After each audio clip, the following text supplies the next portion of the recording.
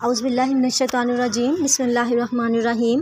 السلام علیکم viewers, welcome to the scientific facts of Islam. آج ہم سورۃ ابراہیم کے خلاصے پر غور فرمائیں گے۔ سورۃ ابراہیم مکی سورت ہے، 52 آیات اور 7 رکوعات پر مشتمل ہے۔ اس سورت کا مرکزی مضمون اثبات رسالت ہے، جبکہ جنت اور جہنم کا تذکرہ اور ظالموں کی عبرت ناک گرفت کا تذکرہ بھی موجود ہے۔ انبیاء کے اختصار کے ساتھ تذکرہ ہے، مگر ابو الانبیاء ابراہیم علیہ السلام کی اپنے معصوم بچے اور بیوی کو لکودک صحرا میں چھوڑنے کا تفصیل سے تذکرہ ہے۔ ابتدا میں سورت میں نزول قرآن کا مقصد بیان کرتے ہوئے بتایا ہے کہ انسان اس سے کفر کی ظلمتوں سے نکل کر ایمان کی روشنی میں آ جاتا ہے۔ پھر بتایا گیا ہے کہ ہر قوم میں اس کی زبان میں سمجھانے والے نبی ہم نے مبعوث کیے۔ پھر موسیٰ علیہ السلام اور ان کی قوم کا تذکرہ ہے۔ اللہ نے بنی اسرائیل پر نعمتیں اتاری، فرعون کے بدترین تعذیب کے طریقوں سے نجات دی۔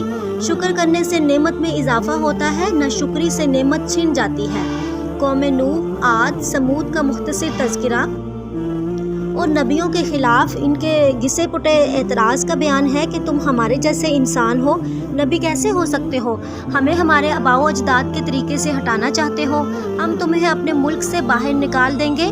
اللہ تعالیٰ نے ان سب کے جواب میں فرمایا کہ ظالم اور متکبر ہلاک ہوں گے اور ان کی جگہ انبیاء کے متبعین زمین کے اقتدار کے وارث بنا دیے جائیں گے۔ کافروں کے اعمال کی مثال راکھ کی طرح ہے، جب تیز ہوا چلتی ہے تو اسے اڑا کر لے جاتی ہے۔ قیامت کے دن جب مجرمین کو آپس میں بات چیت کا موقع ملے گا تو وہ ایک دوسرے پر اعتراضات کر کے اپنے دل کی بھڑاس نکالیں گے، کہیں گے کہ دنیا میں تم نے ہم سے گناہ کروائے، اب عذاب کو بھی ہم سے ہٹواؤ۔ تو وہ کہیں گے کہ ہم تو تم خود عذاب میں پھنسے ہوئے ہیں، تمہیں کس طرح بچا سکتے ہیں؟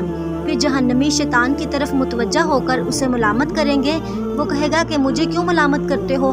میں نے تو ذرا سا اشارہ کیا تھا، تم خود ہی اس پر چل کر گناہوں کے مرتکب بنے ہو، لہٰذا نہ تو میں اپنے آپ سے عذاب کو ہٹا سکتا ہوں اور نہ ہی تم سے ہٹا سکتا ہوں۔ پھر ایمان اور کفر کی مثال دی کہ کلمہ طیبہ کی بدولت ایمان کا مضبوط اور تناور درخت بن جاتا ہے، جسے آندھی اور طوفان بھی نقصان نہیں پہنچا سکتے، جبکہ کلمہ خبیثہ کے نتیجہ میں کفر کی کمزور جھاڑیاں اگتی ہیں جو معمولی اشارہ سے زمین سے اکھڑ جاتی ہیں۔ پھر ابراہیم علیہ السلام کی عظیم الشان قربانی اور دعا کا تذکرہ ہے کہ معصوم بچے اور بیوی کو اللہ کے حکم سے جنگل بیابان میں سکونت پذیر کر دیا اور اللہ سے دعا مانگی، لوگوں کے دلوں میں ان کی محبت پیدا فرما، پھلوں اور سبزیوں اور ہر قسم کی ضروریات زندگی میں برکت عطا فرما، مجھے اور میری اولاد کو نماز کا پابند بنا اور ہمارے ساتھ تمام اہل ایمان کی مغفرت فرما۔ اس کے بعد ظالموں کی گرفت کے آسمانی نظام کا تذکرہ ہے کہ ظالموں کو آزادی کے ساتھ دندناتے ہوئے پھرتا دیکھ کر دھوکہ میں نہیں پڑنا چاہیے۔